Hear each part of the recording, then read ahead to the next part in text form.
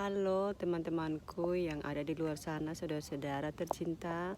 Saya mulai nyambung video yang ketiga ini dari video kedua, sudah mendengarkan cerita saya tentang mimpi-mimpi saya atau masalah-masalah saya sedikitnya dari 2019.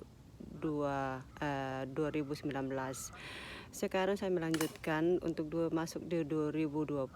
Saya mengalami cobaan-cobaan yang saya bilang gratis, tidak juga, tapi saya alami. Itu pun saya terima karena saya sudah mengenal Tuhan dengan segenap hati saya.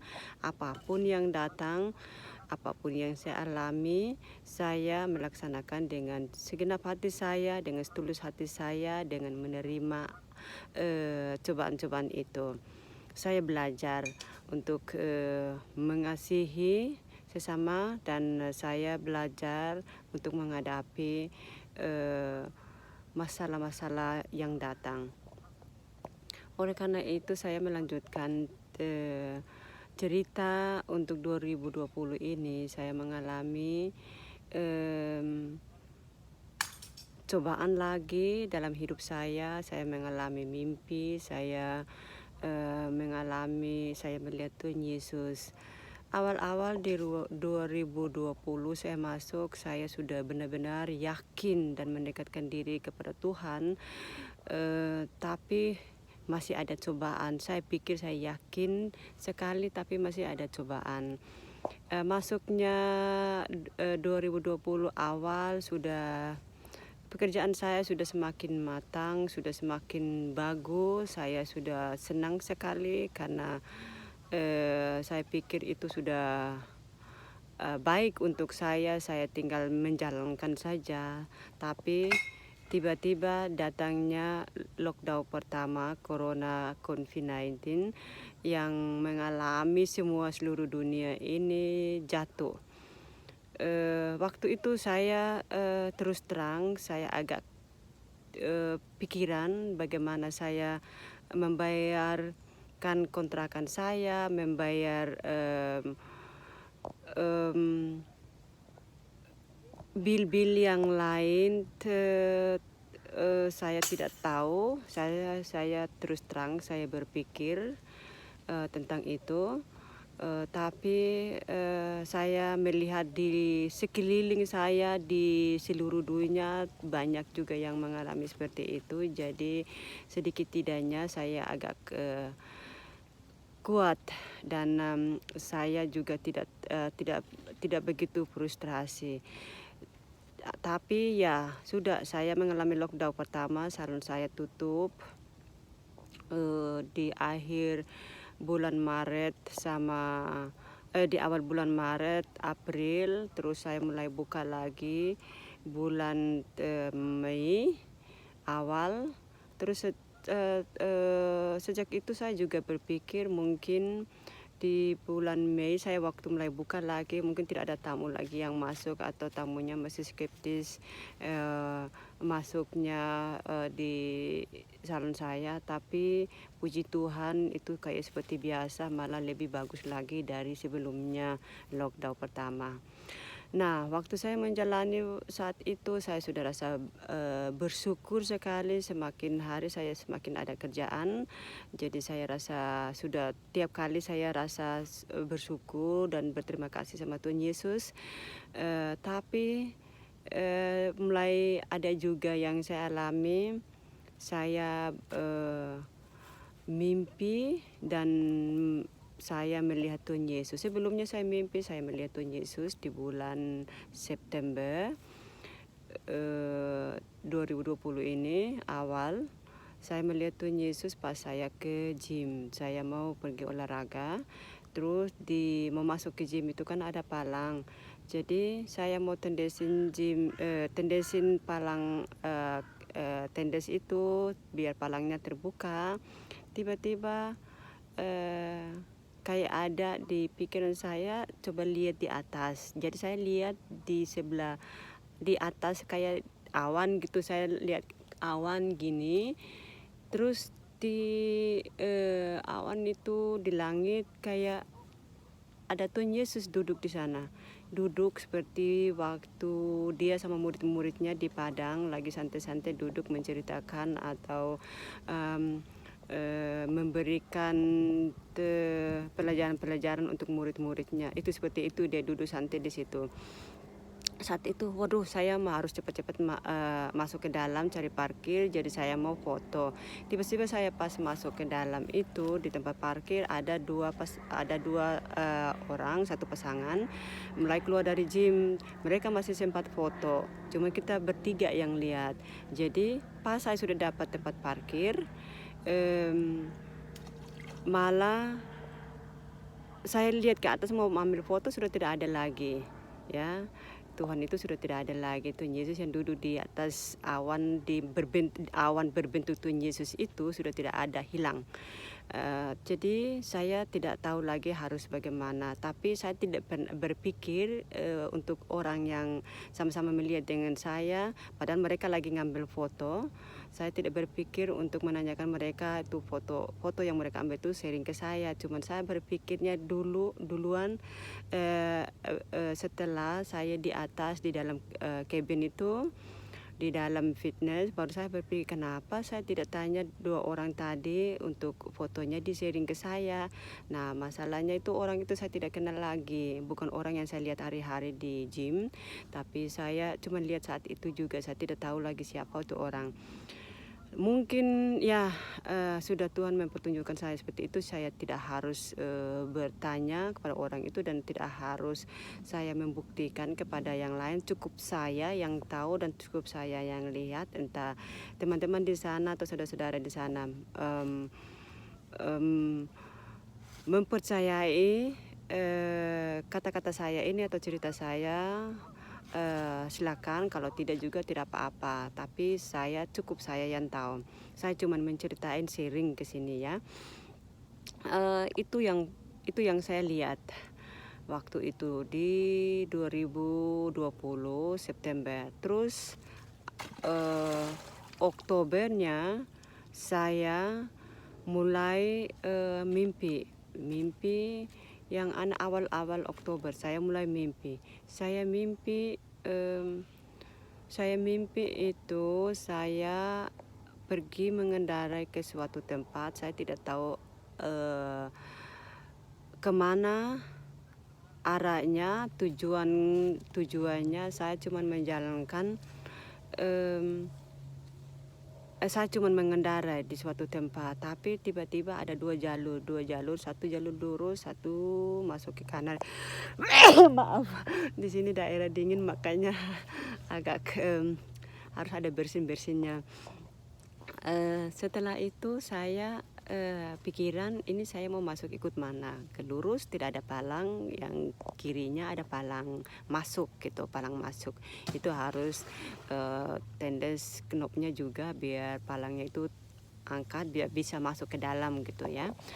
Tiba-tiba saya memilih yang bagian kanan ada palang. Jadi saya masuk ke sana, saya pas tendes palangnya terangkat. Jadi sebelah saya yang satu kan ada dua jalur masuk gitu, ada dua palang. Yang sebelah sana ada yang masuk, seorang lelaki. Dia masuk dengan mobil juga, terus dia bilang ke saya welcome. Jadi saya jawabnya apa, eso atau apa, anjing gitu ya. Atau dibilang ya anjing atau pantat atau apa aja esok gitu ya. Kalau di dalam bahasa Jerman, saya ngomong dalam bahasa Jerman dalam mimpi saya itu saya bilang aslo gitu. Terus dia nggak jawab apa-apa, mengendara aja ke atas. Saya juga lanjutkin mengendara ke atas. Terus tiba-tiba sampai ke atas itu agak gunung kan di tempat yang saya masuk ini. Jadi kok tiba-tiba ada grup di situ. Jadi orang yang saya ketemu pertama tadi dia ada di situ juga. Jadi laki-laki itu saya tidak tahu lelaki itu dia gengnya di dalam situ. Jadi saya masuk di situ, dia bilang ke saya welcome in paradise gitu. Dalam bahasa Inggris lagi, dalam bahasa Jermannya lagi welcome in paradise ya. Jadi saya jawabnya lagi aslo atau anjing lo atau pantat lo atau apa gitu ya. Jadi saya jawabnya gitu, terus dia nggak jawab apa-apa, saya mengendara aja lanjut gitu. Tapi kalau saya lanjut mengendaranya itu di tempat saya mengendarai itu kok tiba-tiba padang rumput gitu ya, nggak ada maksudnya tidak ada tempat-tempat yang dibilang indah atau rumah-rumah sudah saya tidak lihat lagi, tiba-tiba kok padang rumput gitu. Terus saya kembali di tempat yang saya pas masuk tadi. Tiba-tiba saya bilang saya kembali, terus waktu masuknya di tempat itu tiba-tiba saya jalan kaki, saya tidak pakai mobil lagi, saya tidak tahu mobil itu taruh di mana atau apa, saya cuma dalam mimpi itu yang saya jalani itu, saya tiba-tiba jalan gitu.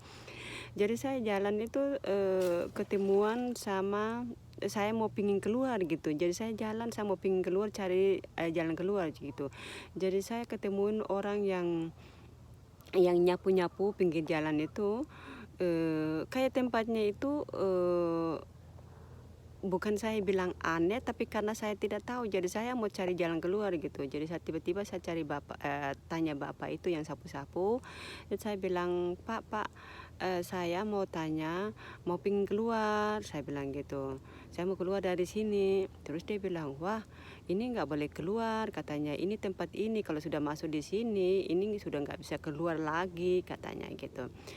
Terus tapi saya harus keluar ini Pak, harus, saya bilang gitu. Saya tidak bisa saya tinggal di sini, saya bilang gitu. Saya harus keluar, saya harus cari jalan keluar, di mana tempatnya, di mana jalannya, saya bilang gitu. Terus dia bilang, wah kalau ibu mau pingin keluar, itu di bawah sana itu ada rumah kecil, masuk di dalam situ, terus tanya di situ bagaimana cara keluarnya, katanya. Jadi saya benar-benar ikutin omong bapak itu. Saya jalan, terus tiba-tiba saya ketemu keluarga yang anaknya 3 sama keluarga anaknya 2. Jadi saya tanya, kalian mau kemana, saya bilang gitu. Terus dia bilang, kita mau masuk di rumah ini kecil, katanya. Kalian juga mau keluar ya? Iya, kita juga mau pingin keluar, katanya. Jadi saya ikutin mereka. Pas di dalam situ ada bapak-bapak itu tanya lagi, dia bilang kalau mau keluar dari sini harus tunggu ada waseban itu untuk bahasa Jermannya waseban ya. Di apa dalam bahasa Indonesianya waseban air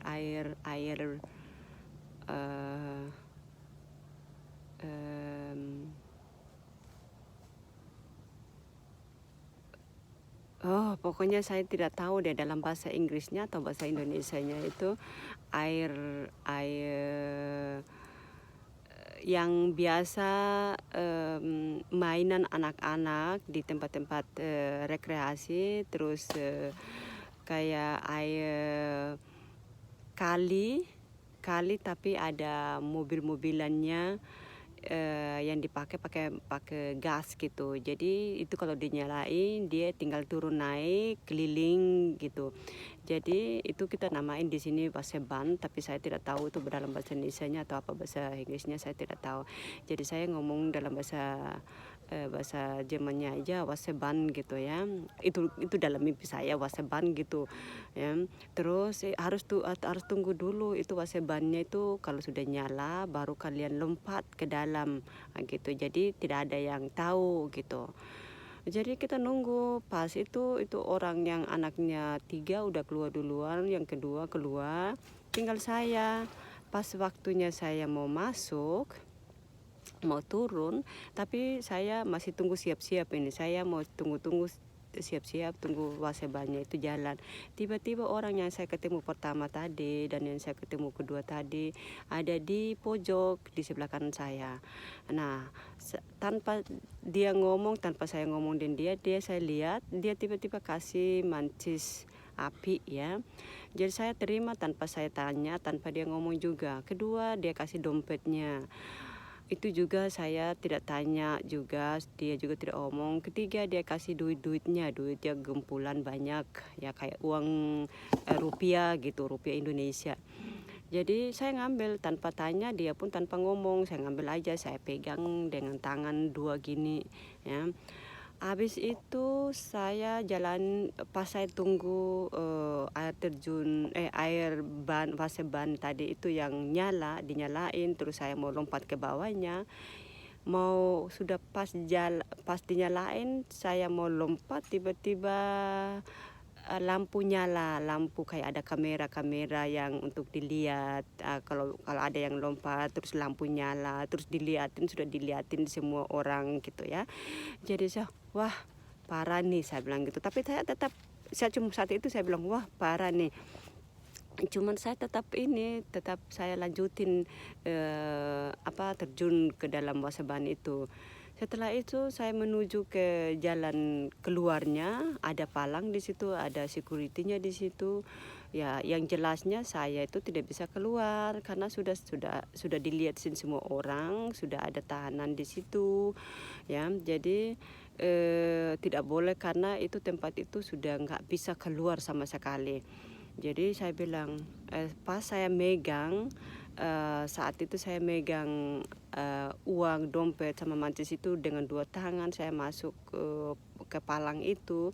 Terus saya cuman bilang, ya ampun Tuhan, kenapa kamu tidak membantu saya?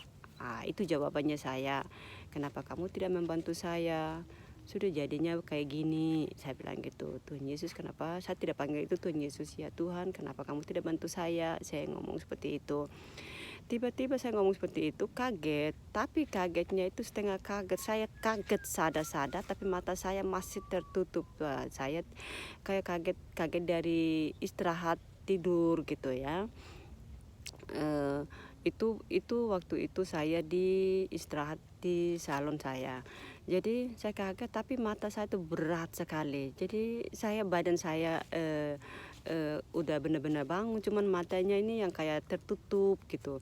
Jadi saya lanjutin mimpinya itu, lanjutin dalam mimpi saya itu tiba-tiba di atas itu lagi, kemudian di tempat orang kumpul-kumpul tadi. Jadi saya ketemu lagi orang yang saya ketemu pertama tadi, yang kasih saya duit sama dompetnya sama mantisnya itu dari orang itu sama terus. Orang yang pertama yang saya ketemu, kedua, ketiga, ini yang keempat saya ketemunya, terus saya kembaliin barang-barangnya.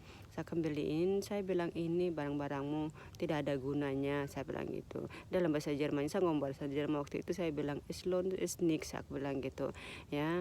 Ini kembali barang-barangmu, saya bilang gitu ya. Barang-barangmu sudah tidak ada guna, saya tidak bisa keluar, saya bilang gitu. Nah sampai itu terus di saat itu saya sudah kembaliin barang-barangnya. Jadi saya berpikir, ya Tuhan, bukan saya ngomong ya Tuhan, saya cuma berpikir bagaimana mau kasih tahu klien-klien saya ya yang sudah pesan-pesan di salon saya, bagaimana saya kasih tahu beritanya bahwa saya tidak akan pulang lagi, saya tidak akan masuk kerja lagi, saya tidak akan buka itu salon lagi, dan saya tidak akan treatment ke mereka lagi. Bagaimana saya kerjakan, bagaimana saya informasikan, saya informasi ke mereka, pikiran saya kayak gitu. Terus saya dalam hati saya bilang, dan pikiran saya bilang gini, ya kasihan ya. Itu aja saya pikir kayak gitu.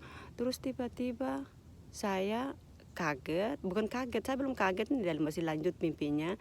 Jadi tiba-tiba saya pikir kayak gitu, tiba-tiba saya balik menuju ke jalan yang saya mau keluar tadi. Loh, kok itu tiba-tiba berubah itu kayak jalan paradis gitu ya, jalan yang bagus cantiknya. Terus sudah sepi, tidak ada orang yang jaga-jaga, terus yang nyapu-nyapu, kayak jalan-jalan sudah saya tidak lihat. Saya lihat itu jalannya bagus sekali, saya kayak menuju ke paradis gitu. Jadi saya balik lagi ikutin ke palang keluar itu. Saya balik sampai di palang keluar, saya jalan kaki santai, saya jalan ya sampai ke jalan palang keluar. Tiba-tiba ya saya ikutin jalan itu terus sampai palang keluar. Saya keluar, tidak ada penjaga, saya keluar terus, lewatin palang keluar itu. Saya langsung kaget itu mimpi saya ya sudah selesai untuk 2020. Itu mimpi yang terakhir, bukan mimpi ya, belum mimpi yang terakhir itu yang saya alami di 2020. masih ada lagi mimpi yang satu lagi untuk di 2020 ini di bulan November. Jadi saya masuk di bulan November. Mulai dari situ saya mimpi yang itu tadi, yang tempat-tempat tadi itu yang saya tidak bisa keluar lagi. Saya mimpi itu mulai dari itu awal Oktober saya mimpi itu. Setelah itu sudah tidak ada pikiran saya untuk mau nonton TV lagi, untuk mau dengan lagu-lagu duniawi.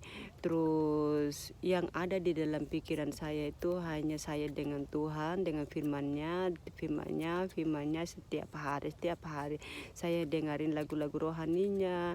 Saya pokoknya dengar lagu-lagu rohani, dengar khotbah, dengar kesaksian dari orang lain yang ke di YouTube.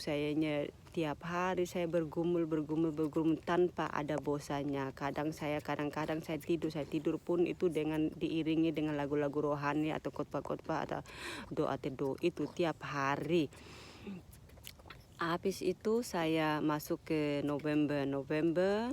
Saya masuk di November ini, saya mulai laksanakan, saya kan mulai mau ikut konseling baptis baru. Jadi saya ikut konseling baptis baru itu saya juga mulai puasa Esther untuk yang 3 hari tanpa makan, tanpa minum sama sekali. 24 jam kali 3. Jadi saya laksanakan itu dalam hidup saya.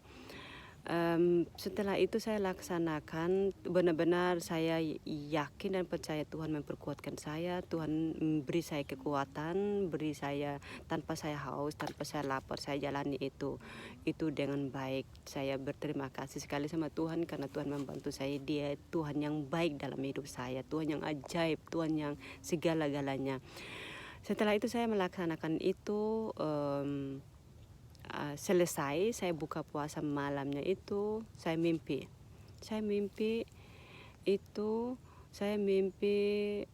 ada bersangkutan dengan pekerjaan saya. Saya kan orang kosmetik yang buka salon, saya kerja sendiri. Jadi di dalam kosmetik saya itu ada treatment facial, ada massage, ada pedicure, manicure, pokoknya semuanya deh. Saya tidak mau lanjut, tapi saat itu klien saya yang datang itu dalam mimpi saya kayak 3-4 orang gitu ya, datang ke mimpi, datang pada saat itu. Jadi mereka bilang saya mau pijit.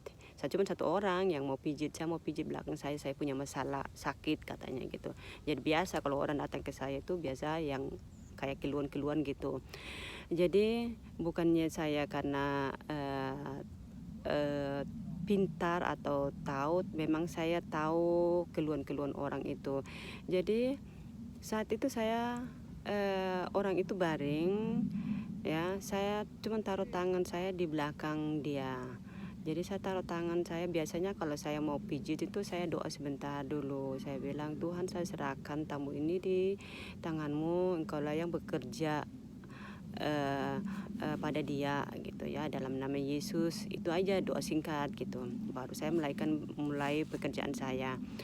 Terus tapi saat itu saya cuma taruh tangan di belakang orang itu, orang lelaki. Jadi saya taruh tangan tapi saya cuma tutup mata tanpa saya doa.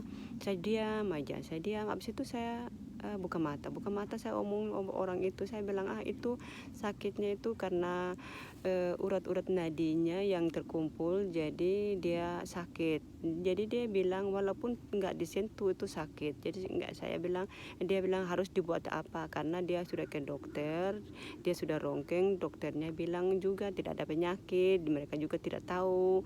Jadi dia berusaha itu tanya ke saya gitu. Jadi saya cuman bilangin ke dia itu pijit pelan-pelan biar urat nadinya itu longgar lagi, jadi peredaran darahnya bisa lancar. Saya ngomong kayak gitu ya. Jadi habis itu saya sudah sampaikan dia cerita kayak gitu, terus sudah dia bilang harus saya kembali lagi, iya kembali lagi ya, tapi saya usahain, saya bilang gitu. Jadi saya cuman elus-elus itu, nggak pijit sih, belakangnya cuman elus-elus. Sudah saya kaget tiba-tiba kok saat di tempat tidur gitu. Saya kagetnya pagi subuh jam 5 lewat gitu ya. Dalam saat itu saya bangun tuh, waktu itu kan cuman saya pikirnya ada nggak ada lihat apa-apanya di belakang dia, cuman saya bilang urat-urat nadi atau apa gitu yang terkumpul. Jadi pas saya bangun itu, dalam penglihatan saya atau dalam pikiran saya, apa itu penglihatan atau pikiran saya, nyata sekali bahwa itu saya bilang itu bukan sakit biasa, itu bukan sakit, itu mata-mata, biji-biji mata ya, yang di belakang itu lebih dari 10. Jadi bukannya kayak muka kecil-kecil di atas belakang dia lebih dari 10, tapi ada biji-biji mata, bola mata hitam. Jadi saya cuma terpikir kayak gitu, itu kan muka-muka kecil yang ada bola matanya 2, lebih dari 10 tuh, saya pikir kayak gitu. Jadi itu kan bukan penyakit, itu apa tuh? Oh, jadi saya habis itu saya terpikir kayak gitu, terus saya ke WC, pulang dari WC saya duduk di tempat tidur lagi. Jadi saya berdoa sebentar, Tuhan, saya tidak tahu ini apa arti mimpi ini, tapi saya serahkan di tangan-Mu. Engkaulah yang bekerja ya, apa keinginanmu kepada saya tidak tahu, tunjukkanlah kepada saya ya. Jadi waktu itu saya bilang itu aja, saya mulai tidur. Tapi yang anehnya, saudara-saudaraku, teman-temanku, malam itu kan biasanya kebiasaan saya sebelum tidur itu, saya sering dengerin dulu doa teduh. Tapi anehnya saya buka YouTube itu nggak bisa. Jadi saya otak-atik HP saya 1 jam, kalau nggak salah 1 jam lebih tuh nggak bisa sama sekali. Saya masuk ke internetnya, saya ke YouTube-nya, nggak bisa. Sudah, karena saya capek sendiri, saya nyimpan HP saya di samping, saya tidur, usahain tidur. Habis itu mulai itu dah saya mimpi kayak mimpi itu. Nah pagi itu karena saya tidak bisa tidur lagi gara-gara mimpi itu, saya terpikir dari malam kan saya nggak bisa buka HP-nya, nggak bisa YouTube-nya. Saya bilang saya coba lagi, saya buka, kalau siapa tahu bisa saya mau dengar lagu-lagu rohani atau dengar lagu teduh itu, lagu doa teduh itu dalam pikiran saya gitu. Ternyata kok bisa, jadi yang keluarnya itu lagu kesukaan saya ya. Itu lagu kesukaan saya tuh tiap hari pagi sampai malam itu saya nggak ada bosan-bosannya dengar itu lagu Goodness of God ya. Itu lagu yang saya dengar hari-harinya, nggak ada bosan-bosannya. Masih ada banyak sih lagu-lagu kesukaan saya, tapi lagu ini yang hari-hari yang saya dengar. Jadi keluar itu saya dengar sambil saya menetesin air mata, kayak rasa terharu, kok ini Tuhan itu baik banget kepada saya rasa segala-galanya bagi saya gitu ya.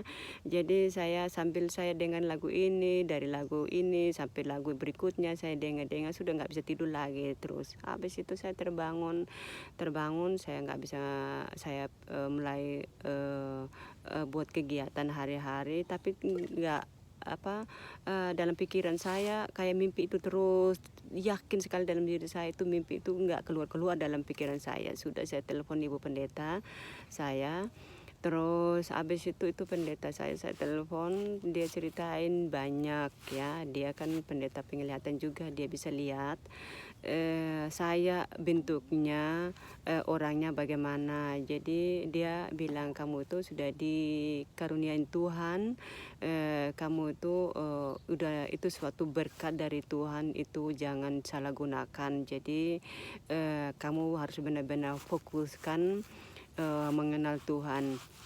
Itu jalan dia menceritain saya kasih saran saya kayak gitu.